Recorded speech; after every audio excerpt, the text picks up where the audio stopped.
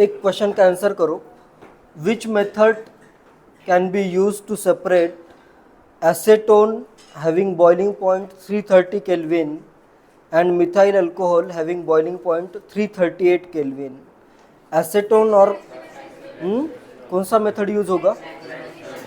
Fractional distillation use होगा, क्योंकि temperature का बॉइलिंग पॉइंट का डिफरेंस सिर्फ कितना आ रहा है?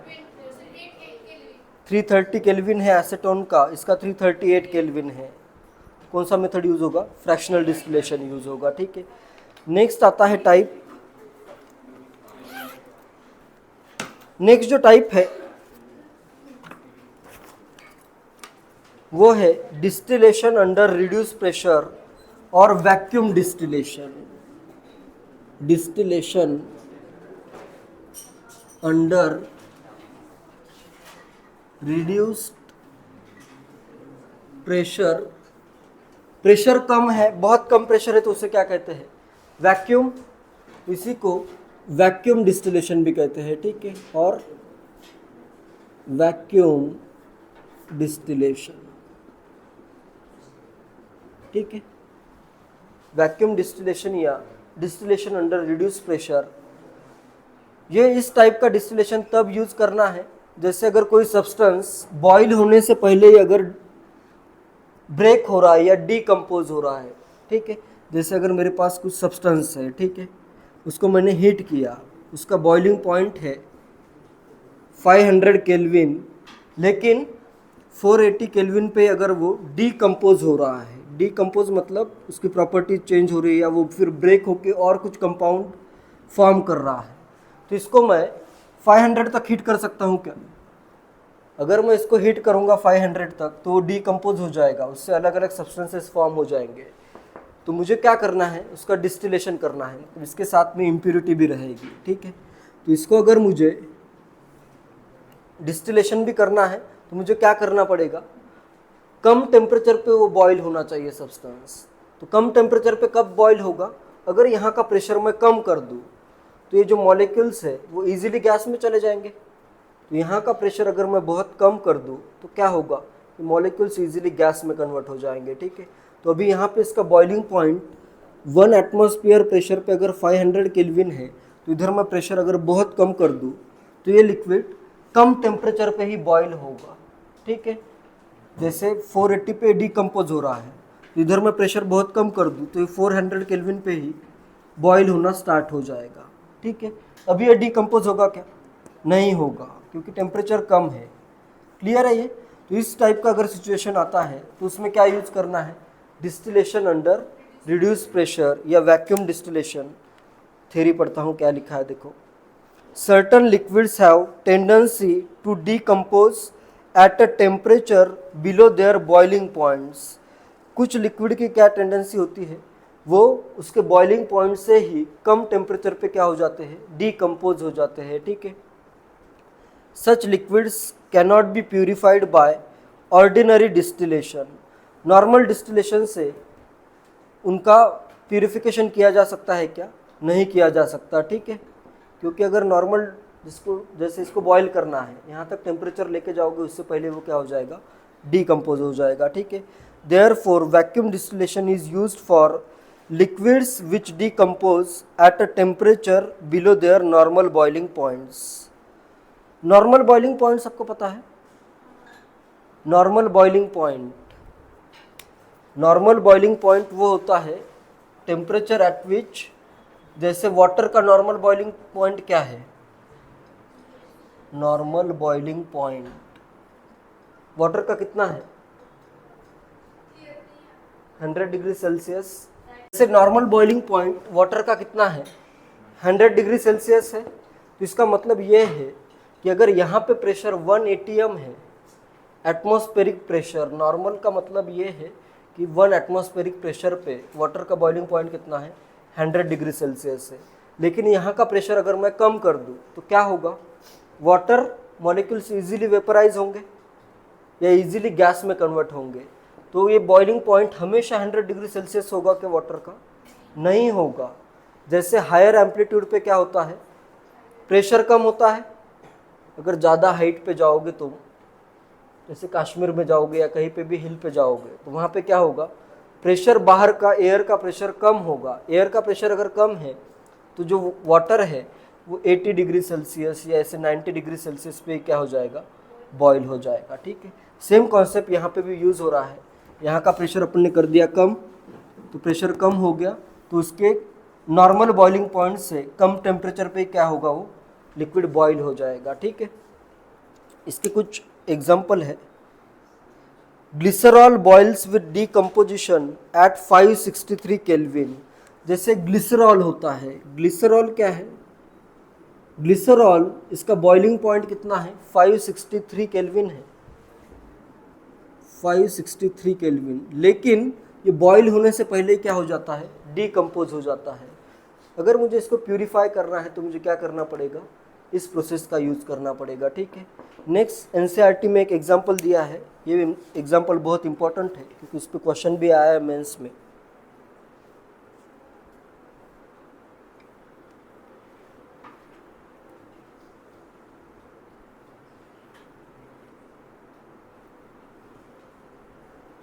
This method is used to purify liquids having very high boiling points and those which decompose at or below their boiling points।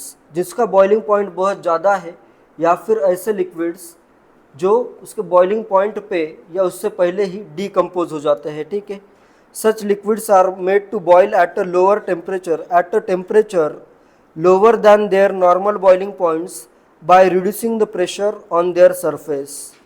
A liquid boils at a temperature at which its vapor pressure is equal to the external pressure। Boiling का मतलब क्या होता है, बाहर का pressure और liquid का vapour pressure अगर सेम है, उसी टेम्परेचर को क्या कहते हैं, बॉइलिंग पॉइंट। यहाँ का अगर मैं प्रेशर कम कर दूँ, इसका वेपर प्रेशर और यहाँ का प्रेशर जिस टेम्परेचर पे इक्वल होता है उसी को बॉइलिंग पॉइंट कहते हैं। ये वाला कॉन्सेप्ट 12th क्लास में सॉल्यूशन चैप्टर में एकदम डिटेल में आएगा। ठीक है, वेपर प्रेशर पता नहीं है क्या, हर एक लिक्विड का वेपर प्रेशर होता है, इसके वेपर्स फॉर्म होंगे, वो कुछ प्रेशर अप्लाई करेंगे, उसी को वेपर प्रेशर कहते हैं। ठीक है, लिक्विड के वेपर्स हमेशा फॉर्म होते रहते हैं, ये सब बाद में डिटेल में सॉल्यूशन चैप्टर में मैं बताऊंगा। Next, the pressure is reduce with the help of water pump और vacuum pump. Glycerol can be separated from spent lye in soap industry by using this technique. Glycerol can be separated from spent lye in soap industries. Soap industry में क्या होता है, soap जो form होता है, soap formation के process में glycerol use होता है। सबको ये पता है सोप के अंदर ग्लिसरॉल प्रेजेंट होता है, या ग्लिसरीन भी जिसको कह सकते हो। ठीक है, ये प्रेजेंट होता है। तो यहाँ पे जो सोप बनने के बाद जो इसका वेस्ट मटेरियल होगा उसे क्या कहते हैं, या जो मटेरियल बच जाता है जो काम का नहीं है उसे क्या कहते हैं, स्पेंट लाई कहते हैं। इस स्पेंट लाई में क्या होता है, जो ग्लिसरॉल सोप में यूज नहीं हुआ है, बचा हुआ ग्लिसरॉल किस में रहेगा, स्पेंट लाई में रहेगा। ग्लिसरॉल तो काम की चीज़ है, तो मुझे क्या करना है, स्पेंट लाई से ग्लिसरॉल को सेपरेट करना है। कौन सा मेथड यूज होता है उसमें, वैक्यूम डिस्टिलेशन मेथड यूज होता है। ठीक है, दूसरा मेथड यूज करोगे या डिस्टिलेशन यूज करोगे तो क्या हो जाएगा, ग्लिसरॉल इसके पहले ही, इस टेम्परेचर को रीच करने से पहले ही क्या हो जाएगा, डीकम्पोज हो जाएगा। तो मैं क्या करूँगा, ऊपर का प्रेशर कम कर दूंगा जिससे कम टेम्परेचर पे ही बॉयल हो जाएगा। ठीक है, क्लियर है।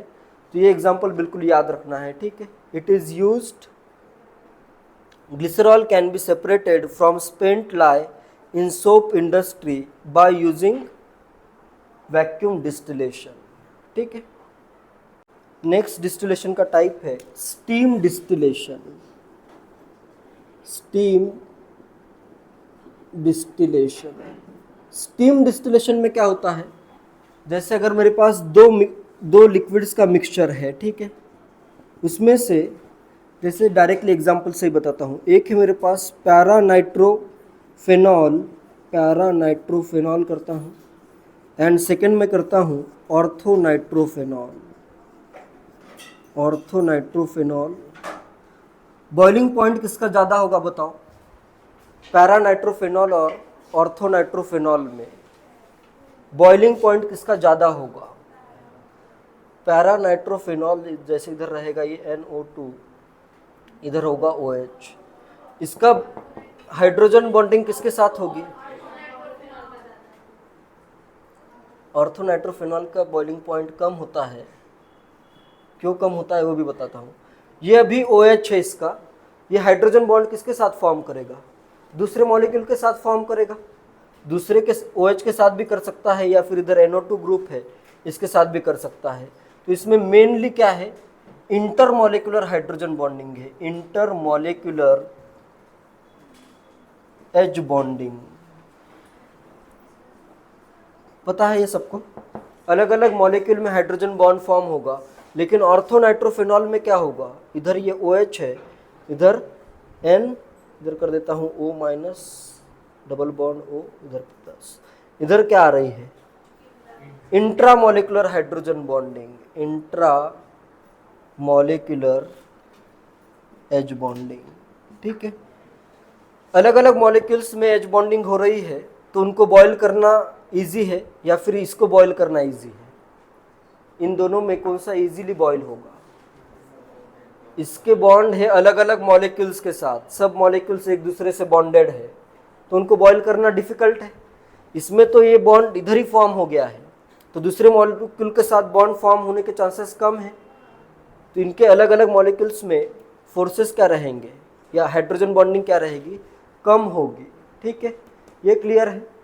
तो इसका बॉइलिंग पॉइंट हायर है। ठीक है, बॉइलिंग पॉइंट इसका क्या है, हायर। ये हमेशा याद रखो, कहीं पे अगर इंट्रामॉलिक्यूलर हाइड्रोजन बॉन्डिंग हो रही है और सेकंड केस में अगर इंटरमॉलिक्यूलर हाइड्रोजन बॉन्डिंग हो रही है, तो यहाँ पे मॉलिक्यूल्स के बीच में फोर्सेस ज़्यादा है, तो इसका बॉइलिंग पॉइंट हमेशा ज़्यादा होगा। इसका बॉइलिंग पॉइंट क्या है, कम है। ठीक है, तो अगर इन दोनों का मैं मिक्सचर लेता हूँ, ये यहाँ पे इन दोनों का मिक्सचर है, यहाँ से मैं पास करता हूँ स्टीम। स्टीम मतलब क्या होता है, वाटर वेपर से 100 डिग्री सेल्सियस पे, 100 डिग्री सेल्सियस पे H2O के क्या है, वेपर्स, ये पास करता हूँ। तो इसमें जैसे अभी कौन सा कंपोनेंट वोलाटाइल है, कौन सा इजीली वेपर के साथ वेपराइज हो जाएगा, ये स्टीम के साथ वेपराइज कौन सा होगा, ऑर्थोनाइट्रोफेनॉल या पैरानाइट्रोफेनॉल? ऑर्थोनाइट्रोफेनॉल क्या हो जाएगा, वेपराइज हो जाएगा। स्टीम के साथ ये क्या हो रहा है, ये स्टीम, इसको कहते हैं, जो स्टीम के साथ वेपराइज हो जाता है उसको कहते हैं स्टीम वोलाटाइल, स्टीम वोलाटाइल। तो ये अपना ऑर्थोनाइट्रोफेनॉल क्या है, स्टीम वोलाटाइल है। तो वेपर के साथ क्या होगा, ऑर्थोनाइट्रोफेनॉल वेपराइज हो जाएगा, तो यहाँ पे मेनली क्या बचेगा, पैरानाइट्रोफेनॉल। तो इस वे में क्या हो गई, ये सेपरेट हो गए। इसमें क्या यूज हुआ है, स्टीम यूज हुई है। ठीक है, तो इसको कहते हैं स्टीम डिस्टिलेशन। ठीक है, फिर बाद में वाटर और ऑर्थोनाइट्रोफेनॉल को भी सेपरेट करना पड़ेगा, वो भी प्रोसेस रहेगा, लेकिन मेनली ये दोनों क्या कंपोनेंट क्या हो गए, सेपरेट हो गए। ठीक है, देखते इसके पॉइंट्स देखते हैं। The process of steam distillation is used for the separation and purification of liquids which is appreciably volatile in steam from non-volatile components of mixture। ऐसे सब्सटेंस या ऐसे लिक्विड्स को प्यूरिफाई या सेपरेट करने के लिए इसका यूज होता है which are appreciably volatile in steam. ठीक है, ऐसे लिक्विड जो स्टीम में स्टीम वोलाटाइल हो, स्टीम में इजीली वेपराइज हो जाए। ठीक है, next, the process of steam distillation is use to purify the substance which, इसमें 3 कंडीशंस दी है, कैसे सब्सटेंस को प्यूरिफाई करने के लिए यूज होता है। फर्स्ट है, are volatile in steam but are not miscible with water. Steam में तो वोलाटाइल होने चाहिए, लेकिन वाटर में मिसिबल नहीं होने चाहिए। अगर वो वाटर में मिक्स हो गए तो फर्दर अपने को क्या करना पड़ेगा, वाटर और उस सब्सटेंस के मिक्सचर को सेपरेट करना पड़ेगा। तो मेनली कहाँ पे यूज़ करना है, जहाँ पे ये जो स्टीम वोलाटाइल सब्सटेंस है वो वाटर में मिसिबल नहीं होना चाहिए, वाटर के साथ मिक्स नहीं होना चाहिए, ठीक है। possess sufficient high vapor pressure at the boiling point temperature of water, that is 100 degree Celsius. 100 degree Celsius पे जिसको भी प्यूरिफाई करना है, जैसे ये ऑर्थोनाइट्रोफेनॉल है, इसको मुझे प्यूरिफाई करना है, तो इसका वेपर प्रेशर क्या होना चाहिए, हाई होना चाहिए। वेपर प्रेशर हाई का मतलब ये है कि इजीली इसके वेपर्स फॉर्म होने चाहिए। अगर इजीली 100 डिग्री सेल्सियस पे इजीली अगर वेपर फॉर्म हो रहा है तो उसका वेपर प्रेशर भी क्या होगा, हाई होगा। तो ये सेकंड कंडीशन है। एंड थर्ड कंडीशन है contain non volatile impurities. Impurities क्या होनी चाहिए, नॉन वोलाटाइल होनी चाहिए। जैसे यहाँ पे पैरानाइट्रोफेनॉल है, ठीक है, दोनों अगर वोलाटाइल है तो सेपरेट कैसे होंगे, नहीं होंगे, ठीक है। Next, the process of steam distillation can be applied for the separation of mixture of orthonitrophenol and paranitrophenol. In this process, water vapors carry along with them vapors of orthonitrophenol, which is more volatile, and they get condensed in the receiver. ठीक है, clear है point. Next, paranitrophenol with higher boiling point remain in the distillation flasks. The method can also be used for the purification of impure samples of aniline.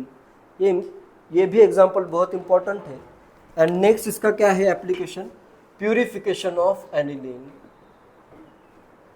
JEE में कम से कम 7-8 बार match the column या किसी भी वे में ये क्वेश्चन पूछा गया है, दोनों का भी क्वेश्चन आया है, ठीक है। एनिलीन के प्यूरिफिकेशन के लिए भी क्या यूज होता है, स्टीम डिस्टिलेशन। क्या होगा एनिलीन के केस में, इधर देखो, जैसे ये एनिलीन होगा, कुछ इम्प्यूरिटीज होगी, स्टीम पास हुई, स्टीम के साथ एनिलीन भी क्या हो जाएगा, एनिलीन के भी वेपर्स फॉर्म हो जाएंगे, ठीक है। फिर बाद में ये H2 और एनिलीन इमिसिबल है, ठीक है। H2 का अलग लेयर फॉर्म होगा और एनिलीन का अलग लेयर फॉर्म होगा। फिर सेपरेटिंग फनेल का यूज करके उनको तुम इजीली सेपरेट कर सकते हो, ठीक है।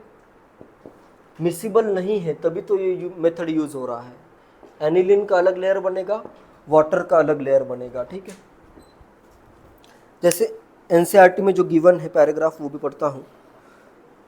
This technique is applied to separate substance which are steam volatile and are immiscible with water.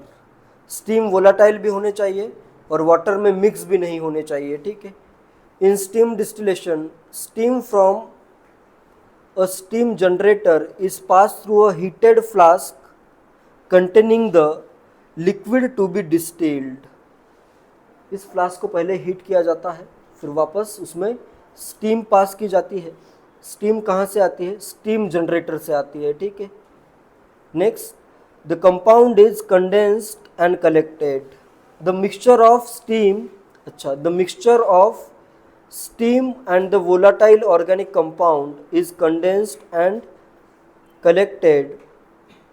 फिर क्या होगा, जो भी स्टीम वोलाटाइल है जैसे एनिलीन है या फिर ऑर्थोनाइट्रोफेनॉल है, ये स्टीम के साथ बाहर गए, उनको कंडेंस किया। कंडेंस करने के बाद स्टीम भी तो साथ में रहेगी, स्टीम होगा और ये ऑर्गेनिक कंपाउंड होगा, ठीक है। The compound is later separated from water using a separating funnel. Separating funnel का यूज करके इनके मिक्सचर को, वाटर और इस ऑर्गेनिक कंपाउंड के मिक्सचर को सेपरेट किया जाता है, ठीक है।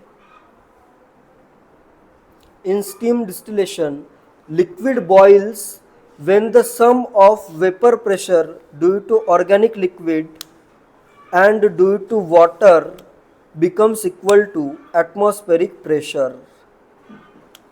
इसमें भी क्या हो रहा है, बॉइलिंग कब स्टार्ट होगी, यहाँ पे देखो, वाटर के वेपर का कुछ प्रेशर रहेगा, उसको मैं कहता हूँ P1, ठीक है।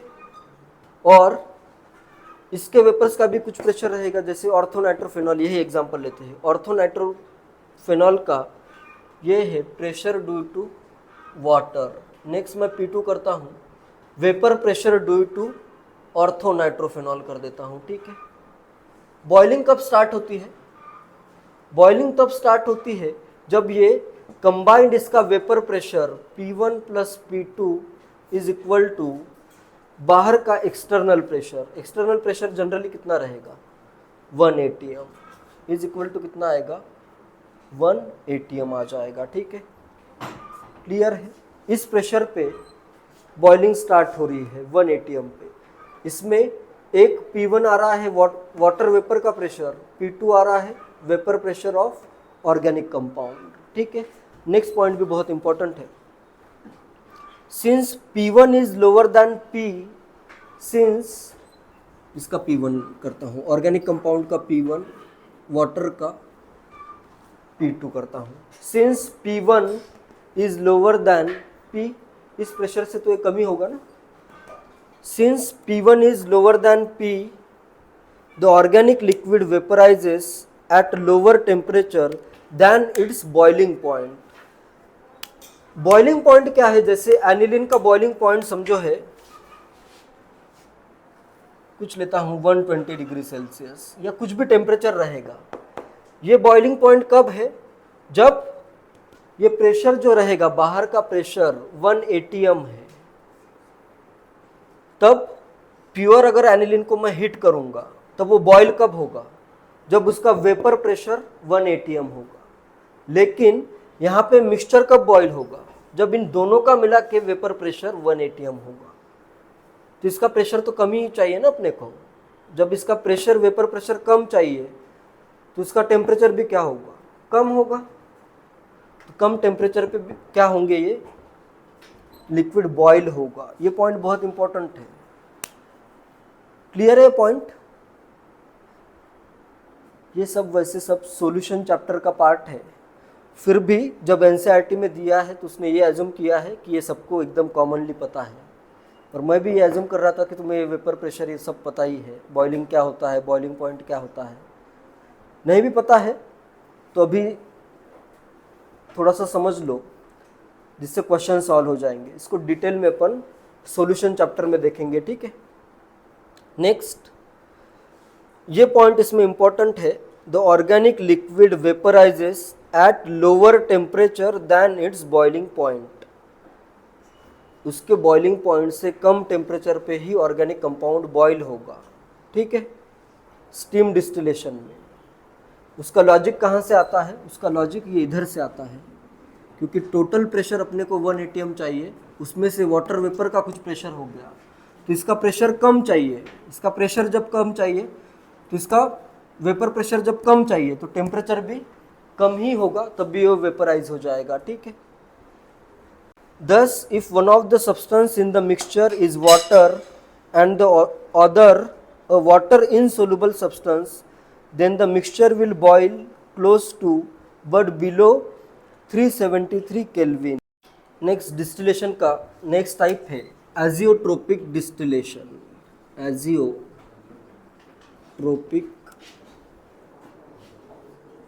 डिस्टिलेशन। एजियोट्रोपिक डिस्टिलेशन, जैसे पहले तो देखते हैं एजियोट्रोप क्या होते हैं। इसमें ये वर्ड आता है एजियोट्रोप। एजियोट्रोप ऐसा मिक्सचर होता है, जैसे यहाँ पे फॉर एग्जांपल, एक एग्जांपल से ही बताता हूँ। मेरे पास वाटर है एंड प्लस मैं करता हूँ इथेनॉल। ठीक है, इनका जो मिक्सचर होता है, जैसे इनके बॉइलिंग पॉइंट देखो, वाटर का बॉइलिंग पॉइंट 100 डिग्री सेल्सियस है, इथेनॉल का बॉइलिंग पॉइंट 78.4 डिग्री सेल्सियस है, 78.4 डिग्री सेल्सियस है। ठीक है, लेकिन जब इसका मिक्सचर फॉर्म होता है तो इसका जो बॉइलिंग पॉइंट आता है इनके मिक्सचर का, इसका कुछ अमाउंट फिक्स रहेगा या इसका कोई मिक्सचर रहेगा। ठीक है, तो इसका जो बॉइलिंग पॉइंट आता है वो आता है 78.2 डिग्री सेल्सियस। इन दोनों से भी ये क्या आ रहा है? कम आ रहा है। ठीक है, और जब इसको बॉईल किया जाता है, जैसे यहाँ पे मैं बॉईल कर रहा हूँ इसको, एजियोट्रोप को कांस्टेंट बॉइलिंग मिक्सचर भी कहते हैं। Constant boiling mixture. इसके दो टाइप होते हैं, टाइप सभी इंपॉर्टेंट नहीं है। कांस्टेंट बॉइलिंग मिक्सचर का मतलब ये है, जैसे यहाँ पे अभी जो भी इसका कंपोजिशन है, जैसे वाटर कुछ मोल्स होगा, इथेनॉल कुछ मोल होगा। ठीक है, जैसे मैं ले लेता हूँ इधर 5 मोल H2 प्लस 5 मोल इथेनॉल, 5 या इधर कर देता हूँ 10 मोल इथेनॉल कर देता हूँ, ठीक है। तो यहाँ पे क्या होता है, जब ये बॉइलिंग होगी तो जो वेपर का भी कंपोजिशन, अभी इनका रेशो क्या आ रहा है, 1:2 आ रहा है। जब इसको मैं बॉईल करता हूँ तब ये वेपर्स जो फॉर्म होते हैं उनमें भी H2O मॉलिक्यूल्स और इथेनॉल मॉलिक्यूल का रेशो जो आता है वो सेम आता है, ठीक है। क्लियर है ये? जैसे अगर मैं इसको बॉईल करूँ तो इसका अगर 1 मोल बॉईल हो रहा है तो इसके कितने मोल बॉईल होंगे, वेपर फेज में इसके कितने मोल जाएंगे, 2 मोल जाएंगे, ठीक है। तो इसका रेशो क्या रहेगा, सेम ही रहेगा। तो उसको मैं सेपरेट कर सकता हूँ क्या, बॉईल करने के बाद इनका रेशो जो यहाँ पे है वेपर का भी वही रेशो है। तो मिक्सचर जो फॉर्म होगा, जैसे इसको मैं कंडेंस भी करूँ तो जो मिक्सचर फॉर्म होगा, जैसे 1 मोल इसका आ गया, 1 मोल H2O आ गया प्लस 2 मोल इथेनॉल आ गया। तो ये सेपरेट हुआ क्या, नहीं हुआ। तो इसको सिंपली बॉईल करके सेपरेट नहीं किया जा सकता है, इसलिए एक अलग टेक्निक यूज़ होती है जिसको कहते हैं एजियोट्रोपिक डिस्टिलेशन, ठीक है। एजियोट्रोप क्या होते हैं, ऐसे मिक्सचर होते हैं जिसका बॉइलिंग पॉइंट मतलब कुछ कम रहेगा या ज़्यादा भी हो सकता है, ठीक है। किसका कम होगा किसका ज़्यादा होगा ये सब 12th क्लास में आएगा, वो अभी इम्पोर्टेंट नहीं है। ये इम्पोर्टेंट है कि एजियोट्रोप को बॉईल करते हो तो उसका कंपोजिशन चेंज नहीं होता है। जो कंपोजिशन लिक्विड फेज में होगा वही कंपोजिशन उसके वेपर का भी होगा, ठीक है। तो इसको मैं बॉईल करके सेपरेट नहीं कर सकता हूँ, इसलिए यहाँ पे यूज़ होता है एजियोट्रोपिक डिस्टिलेशन। एजियोट्रोपिक डिस्टिलेशन में क्या किया जाता है, जैसे ये मिक्सचर है इसको मुझे सेपरेट करना है तो यहाँ पे और एक थर्ड कंपाउंड ऐड किया जाता है, ठीक है। जैसे यहाँ पे H2O और इथेनॉल का अपने पास मिक्सचर था, ETOH कर देता हूँ। तो इसको सेपरेट करने के लिए थर्ड एक सब्सटेंस ऐड किया जाता है, जैसे फॉर एग्जांपल यहाँ पे ऐड कर दिया मैंने बेंजीन, ठीक है। तो ये बेंजीन क्या करेगा, अब इनके इंटरेक्शन को ब्रेक कर देगा। पहले इनका इंटरेक्शन था, कुछ ना कुछ इनके मॉलिक्यूल्स में इंटरेक्शन होगा, ये भी हाइड्रोजन बॉन्ड फॉर्म करता है, वाटर भी हाइड्रोजन बॉन्ड फॉर्म करता है, ठीक है। तो इनके इंटरेक्शन को ब्रेक करेगा, या फिर ऐसे भी समझ सकते हो कि ये किसी और के साथ एजियोट्रोप फॉर्म करेगा, ठीक है। दोनों में से एक के साथ, जैसे इसने इथेनॉल के साथ एजियोट्रोप फॉर्म किया तो जो बॉयल होगा तो इनका मिक्सचर ज़्यादा बॉयल होगा, H2O कम बॉयल होगा। तो इसमें क्या हो सकता है, फिर सेपरेशन पॉसिबल है, ठीक है। तो ऐसे ये थर्ड कोई कंपाउंड इसमें ऐड किया जाता है जिससे इनका इंटरेक्शन ब्रेक हो जाएगा। इनका यहाँ पे भी क्या हो रहा है, इनका इंटरेक्शन बिल्कुल सिमिलर आ रहा है एज कम्पेयर टू, इसलिए यहाँ पे वेपर फेज में भी क्या आ रहा है, इनका रेशियो सेम आ रहा है। ये थर्ड सब्सटेंस ऐड करने के बाद जो सब वेपर्स बनेंगे उसमें एक कंपोनेंट ज़्यादा होगा, दूसरा कंपोनेंट कम हो जाएगा, ठीक है। तो इस टाइप के जो ये मेथड है इसे कहते हैं एजियोट्रोपिक डिस्टिलेशन, ठीक है। नया सब्सटेंस ऐड करके एक नया एजियोट्रोप फॉर्म होगा जो इजीली बॉयल हो जाएगा। जैसे यहाँ पे बेंजीन और इथेनॉल, वेपर में बेंजीन और इथेनॉल का अमाउंट ज़्यादा होगा, वाटर का अमाउंट कम हो जाएगा। तो क्या हो रहा है, यहाँ पे इथेनॉल सेपरेट हो गया, फिर फर्दर इथेनॉल और बेंजीन को भी सेपरेट करना पड़ेगा, उसके भी कुछ मेथड्स रहेंगे, ठीक है। लेकिन H2O इधर ज़्यादा होगा और वेपर में इथेनॉल और बेंजीन ज़्यादा होगा, तो इस वे में इसको सेपरेट किया जा सकता है, ठीक है। सिंपल अगर बॉईल कर रहे हो तो ये क्या है, अपना कांस्टेंट बॉइलिंग मिक्सचर है, ठीक है। तो यहाँ पे डिस्टिलेशन या फ्रैक्शनल डिस्टिलेशन कोई भी मेथड यूज़ नहीं हो सकता, ठीक है। तो यहाँ पे कौन सा मेथड यूज़ होगा, एजियोट्रोपिक डिस्टिलेशन मेथड यूज़ होगा, ठीक। यही एग्जांपल इंपॉर्टेंट है, water plus ethanol is separated using azeotropic distillation. ये स्टेटमेंट आया था मेंस में एक बार, बाकी इस पर कभी क्वेश्चन नहीं आया है, तो बस इसका आइडिया होना चाहिए, ठीक है। जैसे विकिपीडिया का ये पैराग्राफ है, azeotropic distillation in chemistry, azeotropic distillation is any of a range of techniques use to break an azeotrope in distillation. ये ऐसी टेक्निक है जिसमें डिस्टिलेशन प्रोसेस में एजियोट्रोप को क्या किया जाता है, ब्रेक किया जाता है, ठीक है। इन chemical engineering, azeotropic distillation usually refers to the specific technique of adding another component to generate a new lower boiling azeotrope that is heterogeneous, for example producing two immiscible liquid phases such as the example below with addition of benzene to water and ethanol। यहाँ पे दो अलग अलग phases form करने का try किया जाता है और एक लोअर बॉइलिंग एजोट्रोप फॉर्म होता है। ठीक है, लोअर बॉइलिंग एजोट्रोप मतलब जैसे यहाँ पे इनका अगर एजोट्रोप फॉर्म हो रहा है तो इसका बॉइलिंग पॉइंट इन दोनों के बॉइलिंग पॉइंट से भी कम होगा। ठीक है, this practice of adding and in trainer, ये जो बेंजीन ऐड हो रहा है इसको क्या कहते हैं, इसको एक वर्ड आता है इन ट्रेनर। बेंजीन क्या है यहाँ पे, इन ट्रेनर है। This practice of adding an entrainer which forms a separate phase is a specific subset of azeotropic distillation method. In some senses adding an entrainer is similar to extractive distillation। ये सब important नहीं है। तो इसमें mainly क्या होता है, the addition of material separating agents such as benzene to an ethanol water mixture changes the molecular interactions and eliminates the azeotrope। Main यहाँ पे क्या हो रहा है, ये बेंजीन क्या कर रहा है, अभी यहाँ पे इनका जो इंटरेक्शन है, इस इंटरेक्शन के कारण ये क्या हो रहा है, कांस्टेंट बॉइलिंग आ रहा है। ठीक है, बेंजीन ऐड करने के बाद इनके मॉलिक्यूलर इंटरेक्शन ब्रेक हो जाएंगे, फिर एक पहले बॉयल हो जाएगा या एक बेंजीन के साथ बॉयल हो जाएगा, दूसरा यहीं पे बच जाएगा। ठीक है,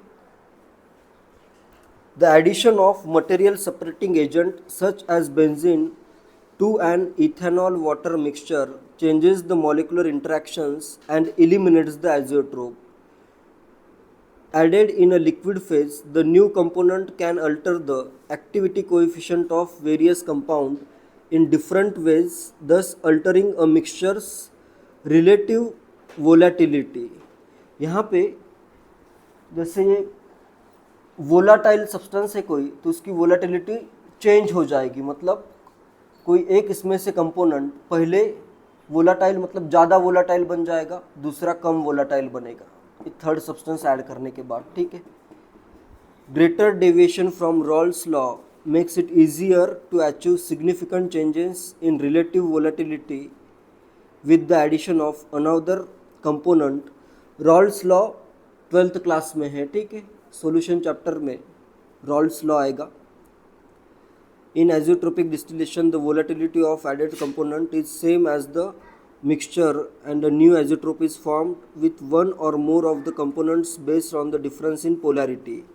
सब कुछ समझने की ज़रूरत नहीं है, सिंपली ये समझो कि थर्ड सब्सटेंस क्या करेगा, इनका इंटरेक्शन ब्रेक कर देगा और इनमें से एक कंपोनेंट इसके साथ बॉयल हो जाएगा। ठीक है,